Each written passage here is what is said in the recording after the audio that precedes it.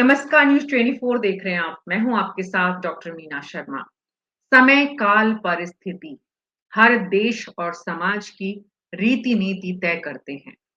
समाज जैसे-जैसे आगे बढ़ता है, वैसे-वैसे समाज की चुनौतियाँ और परेशानियाँ भी बदले हुए स्वरूप में नज़र आती है।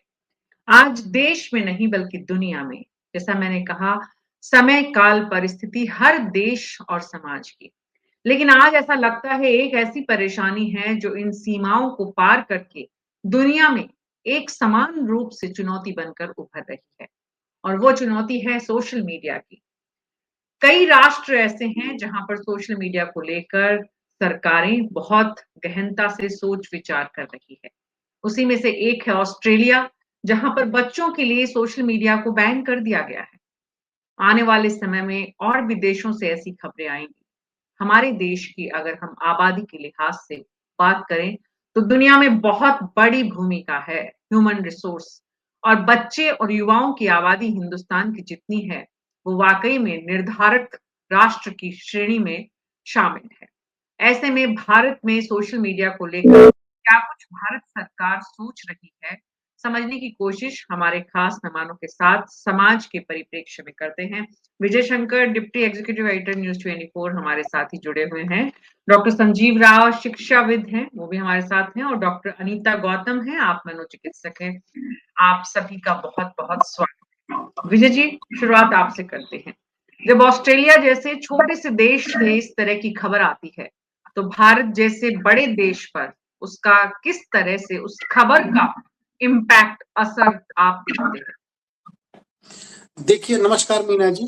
किसी भी देश की जो सबसे बड़ी ताकत होती है, चाहे वो पहले हो या आज है, वो ह्यूमन रिसोर्स होती है, युवा होती है, बच्चे होते हैं। बच्चे ही युवा होते हैं, वो एक लेबर फोर्स बनते हैं, एक अच्छे नागरिक बनते हैं, राष्ट्र निर्माण में बड़ी भूमिका निभाते हैं। और आज की तारीख में जैसा कि आपने कहा कि शुरुआती दौर में ही कि किस तरह से जो जो बदलाव तकनीक में या दुनिया में जो बदलाव हो रहे हैं, उस हिसाब से किस तरह से नई नई समस्याओं का के रास्ते से जूझने के लिए रास्ते निकाले जाते हैं। तो आज की तारीख में सच है कि जिस तरह से तकनीक का विकास हो रहा है, सोशल मीडिया जिस तरह से हमारे मन मस्तिष्क पर, बच्चों के मन मस्तिष्क पर खास तौर से प्रभाव छोड़ रहा है, सकारात्मक और नकारात्मक दोनों, उसमें से ऑस्ट्रेलिया ने एक नई राह चुनी कि हमारे बच्चों पर, हमारे यानी ऑस्ट्रेलिया के जो बच्चे हैं, उनके मन मस्तिष्क पर सोशल मीडिया का किस तरह से नकारात्मक असर पड़ रहा है। देखिए, जो आज ऑस्ट्रेलिया ने कानून पास किया है 16 साल से कम उम्र के बच्चों के लिए सोशल मीडिया बैन, वो कोई एक दिन में नहीं हुआ है। मुझे अच्छी तरह से याद है, पिछले साल नवंबर में ही इस कानून को लाने की शुरुआत हुई थी। और आप सोचिए सोशल मीडिया का निगेटिव इम्पैक्ट कितना बड़ा है कि ऑस्ट्रेलिया में ओपोजिशन ने भी सरकार की इस पहल में साथ दिया। मुझे अगर ठीक से याद है तो ऑस्ट्रेलिया की हाउस ऑफ रिप्रेजेंटेटिव में जो सदस्यों की संख्या है 150 में से 102 सदस्यों ने इस बिल के पक्ष में वोटिंग की थी। ओपोजिशन में मुश्किल से लगता है विरोध में 13 या 14 वोट पड़े थे। तो आप सोचिए कि ऑस्ट्रेलिया का पक्ष और विपक्ष सोशल मीडिया को कितना गंभीर समस्या के रूप में बच्चों के लिए देख रहा था। एक चीज, कोई एक झटके में ऑस्ट्रेलिया ने इस पर फैसला नहीं लिया। उसके बाद देखिए ट्रायल किया गया कि कैसे हम इसको एक्सक्यूट करेंगे। देखा गया कि किस तरह से जो सोशल मीडिया बच्चों का बचपन छीन रहा है, उनके सामाजिक व्यवहार को छीन रहा है, उनकी जो समस्याओं से जूझने की जो उनमें जो कहते हैं कि काबिलियत होनी चाहिए, जो उसका हरण कर रहा है। तो इन सबों से निपटने के लिए ऑस्ट्रेलिया ने एक पहल की और यूरोपीय देशों में भी बहुत सी इस तरह की पहल चल रही है। दुनिया के जो भी अच्छे अपने जो देश है, जो अपने बच्चों के भविष्य को लेकर के चिंतित है, वो इस दिशा में काम कर रहे हैं। आपको एक बात और मैं बताना चाहूंगा, अमेरिका में कुछ साल पहले, 2 साल या 3 साल पहले कुछ सिएटल के कुछ स्कूल कोर्ट पहुंच गए। उनका कहना था कि बच्चों के पढ़ाई पे बहुत ही सोशल मीडिया का नकारात्मक असर पड़ रहा है, वो सोचने समझने की क्षमता उनकी खत्म हो रही है। ऐसे में सोशल मीडिया को बैन किया जाए। तो आज की तारीख में हमारे समाज के सामने भारत देश हो या कोई दूसरा देश है, उनके ऊपर सही में एक बड़ा विमर्श है ये और चुनौती है कि सोशल मीडिया के नकारात्मक असर से उनके छोटे, जिसको कहते हैं कोमल दिमाग को किस तरह से बचाया जाए। बिल्कुल, बिल्कुल। और मुश्किल ये है कि बच्चे अकेले नहीं हैं, पेरेंट्स भी उसी एडिक्शन में हैं, इसलिए बच्चों की ये परेशानी और ज़्यादा चुनौतीपूर्ण हो जाती है। हमारे साथ डॉक्टर संजीव राय हैं और शिक्षाविद हैं, और शिक्षा जगत में जब आप देखते हैं विद्यार्थियों को, चाहे वो टीनेजर्स हों, चाहे वो उनसे बड़े युवक-युवतियाँ हों, चाहे वो छोटे बच्चे हों, खाना खिलाते हैं, फ़ोन हाथ में रहता है, बच्चे देख रहे हैं खाना क्या खा रहे हैं, कितना खा रहे हैं, क्या स्वाद है, मालूम नहीं है, लेकिन बस खा लेते हैं। इसलिए माँ को सबसे बड़ा आराम मिल गया है कि बच्चे को खिलाने के लिए मशक्कत नहीं करनी पड़ती है। हाथ में फ़ोन दे दो और खाना खिलाना शुरू कर दो। संजीव जी बड़ा मुस्कुरा रहे हैं आप मेरी बात से। देखिए मीना जी, बहुत-बहुत धन्यवाद। अभी विजय शंकर जी बोल रहे थे। देखिए, सवाल यह है कि कोई भी टेक्नोलॉजी, जब टेक्नोलॉजिकल एडवांसमेंट होता है तो वो हमको कुछ सहूलियत देती है। अगर आप लोग टेलीविजन से जुड़े हैं, अगर आप याद करें 60s में यूके में जब टीवी चलता था तो बीच में उसको शाम को 7 से 8 बजे के आसपास 1.5-2 घंटे उसको बंद कर देते थे। क्यों? क्योंकि पेरेंट्स खाना खा लें और बच्चों को सुला लें। फिर बाद में होते-होते अब हम 24/7 वाले कंटेंट और फिर स्पेशलाइज्ड चैनल्स पे आ गए। तो अभी ये क्या है कि जो 2 चीज़ें, एक सोशल है और एक मीडिया है ना? और इससे सोशल मीडिया, तो 2016 में Indian institute of medical sciences AIIMS Delhi ने एक इंटरनेट डी एडिक्शन सेंटर खोला, क्योंकि कुछ स्टूडेंट्स स्पेशली हायर एजुकेशन में इंस्टीट्यूट्स के स्टूडेंट इतना एडिक्टिव हो गए गेम को लेके, ऑनलाइन गेम को लेके, कि वो कमरे से निकलते ही नहीं थे। आप सोचिए 3 दिन 4 दिन, मतलब they were not going out from the room, ठीक है, और उनको फिर वहां पे ले जाते हैं और उनका ट्रीटमेंट होता है। अब ये जो ऑस्ट्रेलिया की समस्या है, ये पहले भी वहां के प्रधानमंत्री ने 1 साल पहले भी इस बात पे चिंता जाहिर की थी।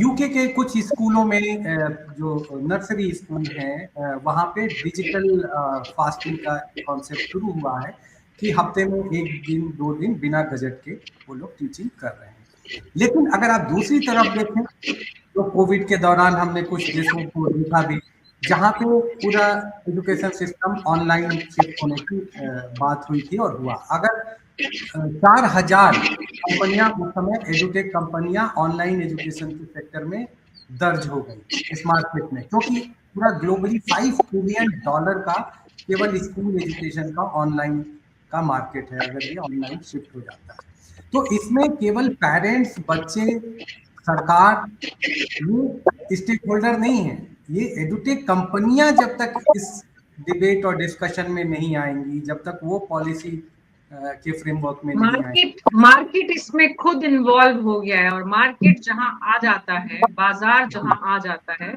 वहां पर परेशानियों का समाधान आसान नहीं होता है, क्योंकि मार्केट इकोनॉमी की लैंग्वेज समझता है। डॉक्टर दीपक रहेजा हमारे साथ जुड़ गए हैं, मनोचिकित्सक। आपके पास आऊंगी मैं, उससे पहले डॉक्टर अनीता गौतम हमारे साथ जुड़ी हुई हैं। डॉक्टर दीपक मुझे लग रहा है ट्रेवल कर रहे हैं, रास्ते में गाड़ी से हमारे साथ जुड़े हैं। बहुत बहुत शुक्रिया दीपक जी, हमेशा आप हमारे साथ इस तरह के विषयों पर अपना पक्ष रखते हैं, अपनी बात रखते हैं, जो बहुत ही इंपॉर्टेंट है हमारे लिए। डॉक्टर अनीता गौतम जुड़ी है। डॉक्टर अनीता, आपके पास इस तरह के पेशेंट्स जो आने की संख्या है, और खास करके टीनेजर्स की अगर हम बात करें, बच्चों की बात करें, तो कितनी बढ़ रही है इन दिनों में, और पेरेंट्स किस तरह की शिकायतें लेकर आते हैं? देखिए, आपने बिल्कुल सही कहा कि टीनेजर्स के ऊपर ये सोशल मीडिया, फ़ोन और स्क्रीन का काफ़ी ज़्यादा नेगेटिव असर हो रहा है, और हमारी ओपीडीज़ के अंदर जब हम पेशेंट देख रहे हैं, तो पहले के मुकाबले ये बढ़ रहे हैं। आज की तारीख में देखें तो 1 से 2 बच्चे आ ही जाते हैं, सिर्फ़ सीधे-सीधे कोई ये नहीं कहता है कि इनको स्क्रीन एडिक्शन है। प्रॉब्लम क्या होती है, पहले ये आराम से स्कूल में अच्छा कर रहा था, पर कुछ दिनों से ये अच्छा नहीं कर रहा, इस साल इसके ग्रेड कम हो गए हैं। और मतलब इसके पढ़ाई में इसका मन नहीं लग रहा है, चुपचाप बैठा रहता है या फिर अकेला-अकेला बैठा रहता है। या फिर इस तरीके के कि इसके अंदर गेम का, आज ही एक पेशेंट आया था गेमिंग डिसऑर्डर का, कि उसने सिर्फ अपने गेम के अंदर, टीनेजर था, उसने 1.5 लाख रुपए का उधार ले लिया और उसके चुकाने के बाद भी अभी उसी के अंदर लिप्त है।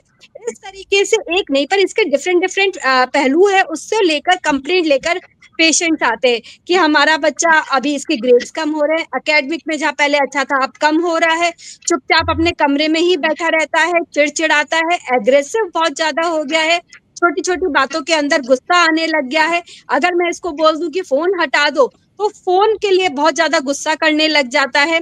थोड़ा इस तरीके की कंप्लेंट्स लेकर पेशेंट हमारे पास आते हैं। तो जाहिर सी बात है नेगेटिव असर तो है ही, और ये जो नेगेटिव असर है लेटर ऑन उनकी पर्सनैलिटी पर भी अफेक्ट करता है। और इनफैक्ट अब तो ये जो गेमिंग डिसऑर्डर है इसको साइकेट्री के अंदर एक मानसिक बीमारी का भी दर्जा दे दिया गया है। DSM-5 के अंदर इसको इंक्लूड किया गया है कि ये एक तरीके की बीमारी है जो बिल्कुल नशे की जैसे है।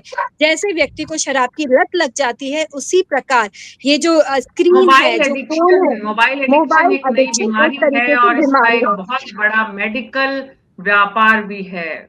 दीपक रहेजा जी, बात ये है मेडिकल कि व्यापार मैं नहीं कहूंगी क्योंकि ये कि मेडिकल व्यापार है, पर हाँ अगर हम किसी चीज को बीमारी मानते हैं, उसको बीमारी का दर्जा देते हैं, तभी तो हम उसको ठीक करने में, एक अवेयरनेस के लिए हम समाज में उसके बारे में बात कर सकते हैं। निश्चित रूप से डॉक्टर अनीता गौतम, आप इसे प्लीज इसे व्यापक परिप्रेक्ष्य में, जिस तरह से डॉक्टर संजीव राय ने कहा, हम सिर्फ उसी परिप्रेक्ष्य में इस विषय को समझने की, इस विषय की गंभीरता को समझने की कोशिश कर रहे हैं। जैसा उन्होंने कहा कि बड़ी संख्या में कंपनीज इन्वॉल्व हो गई हैं, वैसे ही बड़ी संख्या में पेरेंट्स जो हैं वो ये समझ ही नहीं पा रहे हैं कि उन्हें अपने बच्चे के पास बैठकर इस समस्या का समाधान करना है, ना कि डॉक्टर के पास थेरेपी के लिए ले जाने के लिए। एम आई राइट डॉक्टर दीपक रहेजा? जी बिल्कुल बिल्कुल ठीक कह रही हैं आप। और जैसा डिस्कशन का आयाम चल रहा है, दिशा चल रही है, इसमें ये समझना बहुत जरूरी है कि जो एक अदृश्य स्टेक होल्डर हैं, जो कि इसमें एक व्यापारिक मुनाफा देखते हैं, वो इस तरह से एल्गोरिथम को कोड किया जा रहा है कि बच्चा चाह के भी, आर्टिफिशियल इंटेलिजेंस उसको इनपुट देता है फीडबैक फीड फॉरवर्ड के जरिए। आप समझ भी नहीं पाते हैं कि आपके हाथ में फोन आ गया और आपने किस दिशा में जाना था और किस दिशा में वो आपको ले गया, और आप उस, अगर आपने 2 मिनट का काम करना था तो आप उस पे 20 मिनट या उससे भी अधिक 1 घंटा 2 घंटा लगे रहे और आपको एहसास भी नहीं हुआ।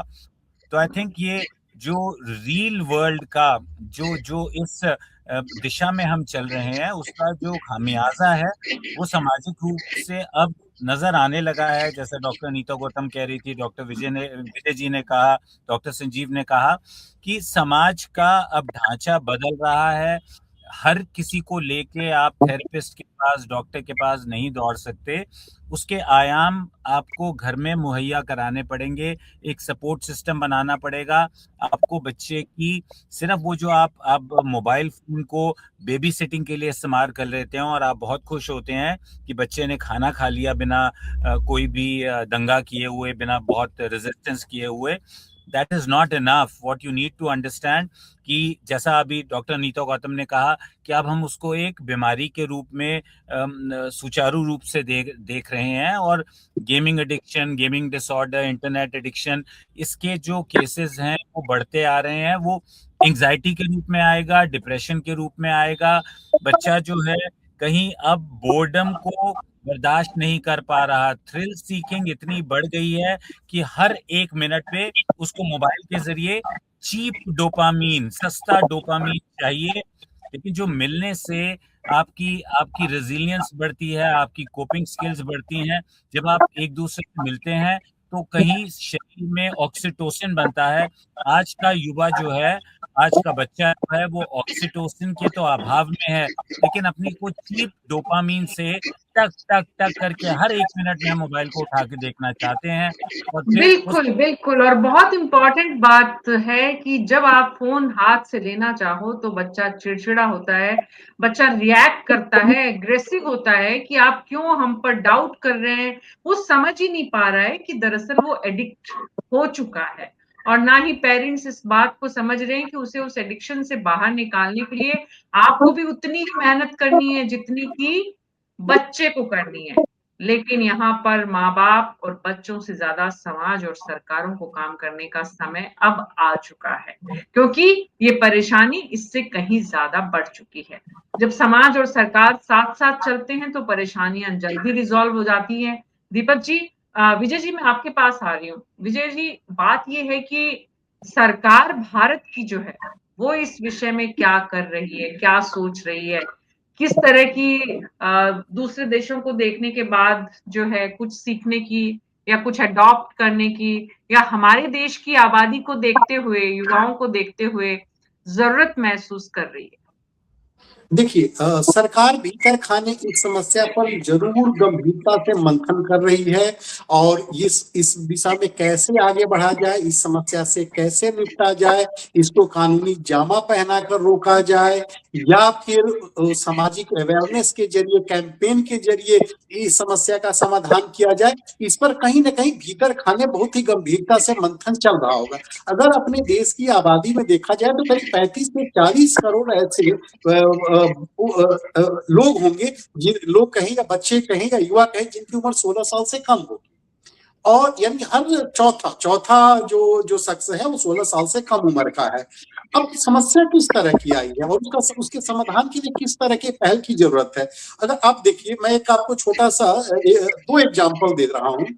सोशल मीडिया का क्या असर हुआ है कि एक जगह हम लोग गए हुए थे और 4 बच्चे, करीब उनकी उम्र होगी 4 साल से 6-7 साल के बीच की, वो आपस में कमरे में जाते हैं, अपने अपने स्मार्टफोन को लेकर के गए और उन्होंने 1.5-2 घंटे साथ में रहे, लेकिन किसी ने किसी से बातचीत नहीं की, सब अपने अपने फोन में व्यस्त रहे।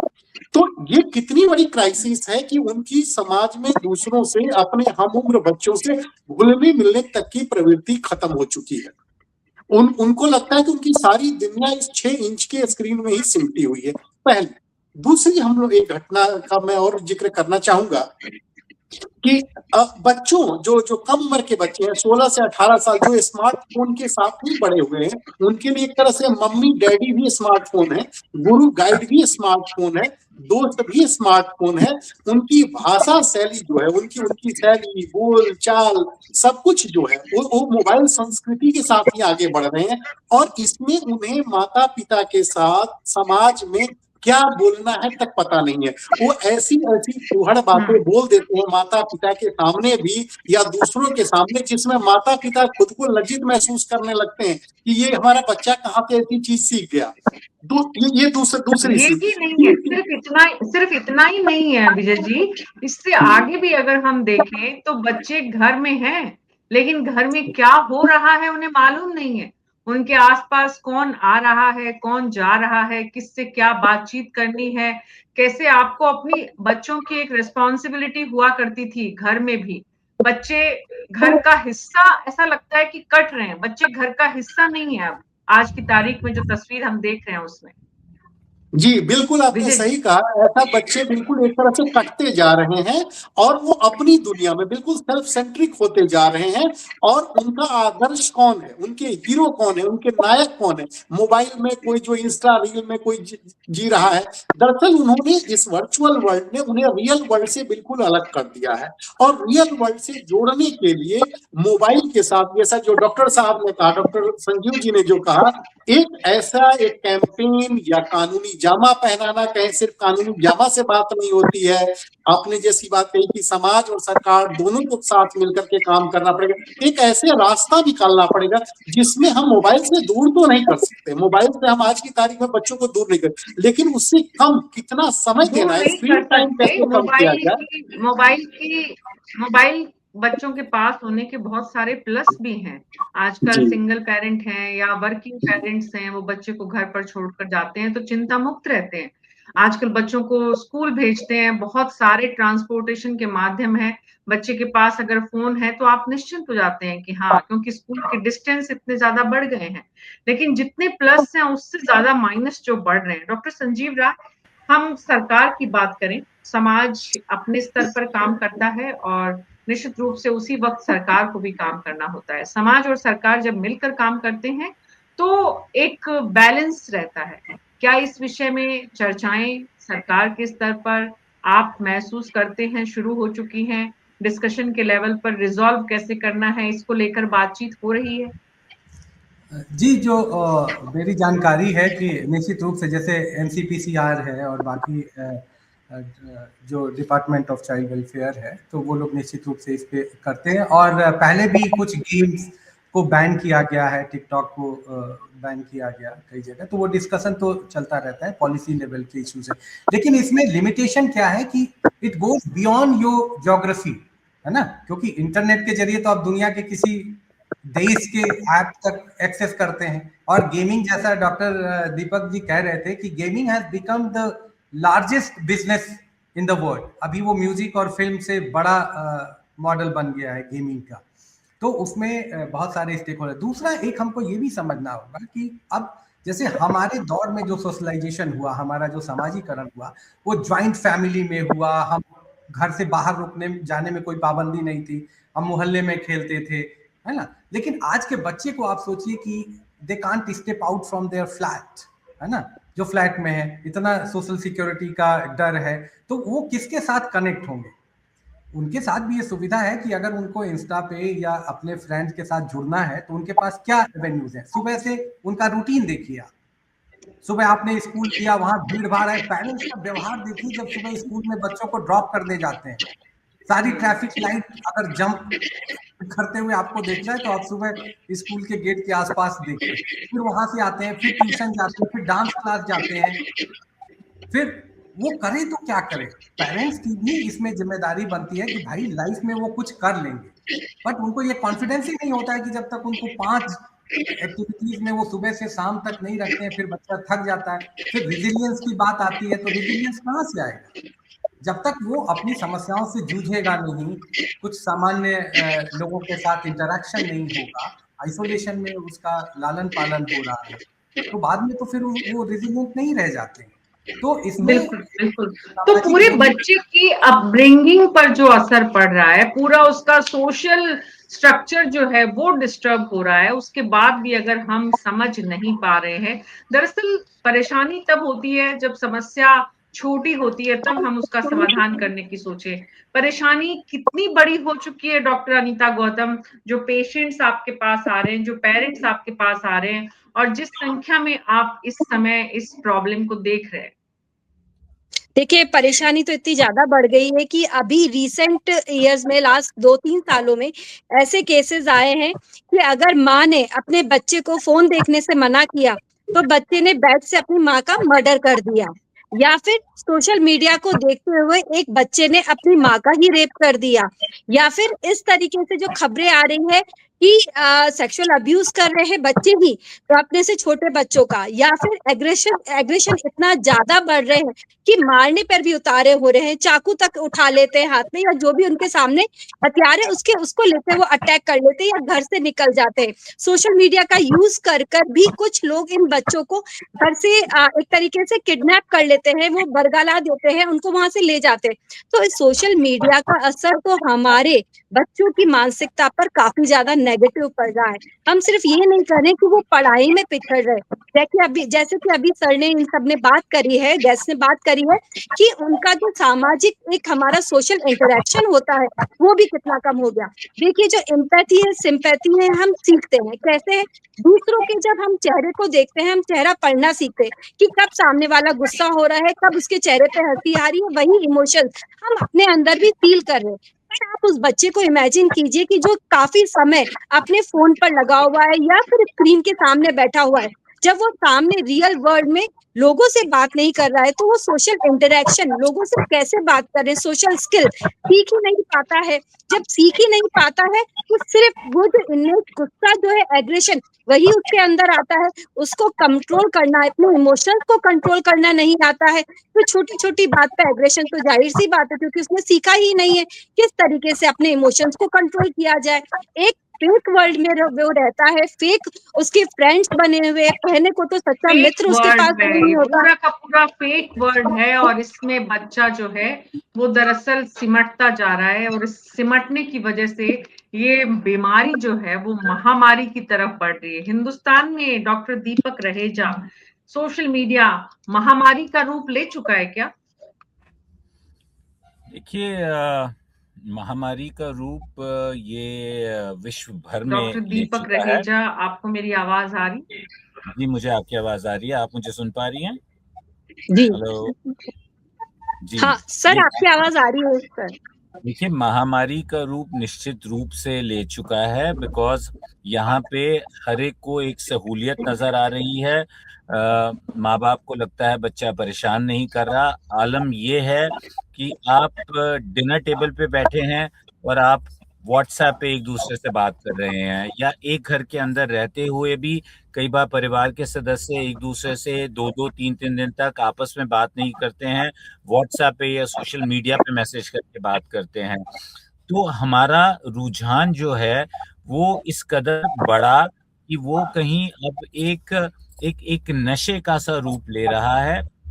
इसके देखिए टेक्नोलॉजी को हमें एलआई की तरह यूज़ करना पड़ेगा। जैसे अभी पहले बात हो रही थी, विजय जी कह रहे थे, आप सोचिए कि सोशल मीडिया को आप या आप इंटरनेट को डू अवे कर देंगे, वो नहीं मुमकिन हो पाएगा। इससे आप भी बोल रही थी, इससे कई फ़ायदे भी जुड़े हैं, सिक्योरिटी है, सेफ्टी है, बच्चा बाहर जाता है, आपको मालूम है कि वो सेफ है। इसको आपको एलआई की तरह यूज़ करना पड़ेगा, सहयोगी की तरह यूज़ करना पड़ेगा और आपको प्रिवेंशन पे काम करना पड़ेगा, नहीं तो ये इंटरनेट एडिक्शन के रूप में नहीं आएगा, मरीज़ आपके पास आएगा डिप्रेशन लेके क्योंकि आज सबसे बड़ी समस्या जो है, अपने आप को एक स्तर पर स्थित प्रज्ञ होने का प्रयास भी ना कर पाना। आप हकीकत से इस कदर अछूता होते चले जा रहे हैं कि आप बोर्डम को एक पल के लिए भी हैंडल नहीं कर पाते। तो थ्रिल सीकिंग बिहेवियर इतना बढ़ गया। अभी कल ही मैं एक आर्टिकल पढ़ रहा था, एम्स दिल्ली में डॉक्टर नंद कुमार ने आर्टिकल लिखा था जिसमें शायद सीबीएसई या एनसीईआरटी से मिलके उन्होंने एक मेट प्रोग्राम शुरू किया है, जहाँ पे वो कहते हैं कि ये हर बच्चे के लिए अनिवार्य होगा कि उसे 4 दोस्त बनाने होंगे और उससे अपने मन की बातें करनी होगी। अब देखिए हालत ये हो गई है कि जो चीज़ स्वाभाविक थी, जब कोविड में हमें वो सोशल इंटरैक्शन नहीं मिला, तो हमारी मानसिक स्वास्थ्य पे उसकी क्या विडंबना हुई ये हम सब ने देखा। आज ये आलम है कि हम लोनर होते जा रहे हैं। ये हाल हुआ कि पिछले कुछ सालों में यूके में एक मिनिस्टर ऑफ लोनलीनेस की मिनिस्ट्री बनी, जहाँ पे मिनिस्टर ऑफ लोनलीनेस है। तो यहाँ पे भी अब वो दिन दूर नहीं है कि लोग अपने आप में कहीं एंटी सोशल नहीं, सोशल होते चले जाएंगे, जहाँ पे सोशल स्किल्स का इस कदर हनन होगा, इस कदर उसमें होगी एबिलिटी कि लोग कहीं भी किसी भी तरह की कॉग्निटिव डिसोनेंस को एनवायरमेंटल डिसोनेंस को टॉलरेट नहीं कर पाएंगे। तो ये हमें प्रिवेंशन पे काम बिल्कुल। करना होगा। प्रिवेंशन पे काम करना होगा, समझना होगा समय रहते हुए कि परेशानी कितनी बड़ी बन चुकी है। आप सबका बहुत-बहुत शुक्रिया इस चर्चा में शामिल होने के लिए। दरअसल मोबाइल एडिक्शन, सोशल मीडिया का इस्तेमाल करना आज की नई पीढ़ी और बल्कि नई पीढ़ी ही नहीं, बल्कि हमारे जो दूसरी पीढ़ी है, वो भी और तीसरी पीढ़ी भी इसकी इतनी ज़बरदस्त एडिक्ट हो चुकी है कि आस-पास क्या हो रहा है इसका इल्म भी नहीं होता है।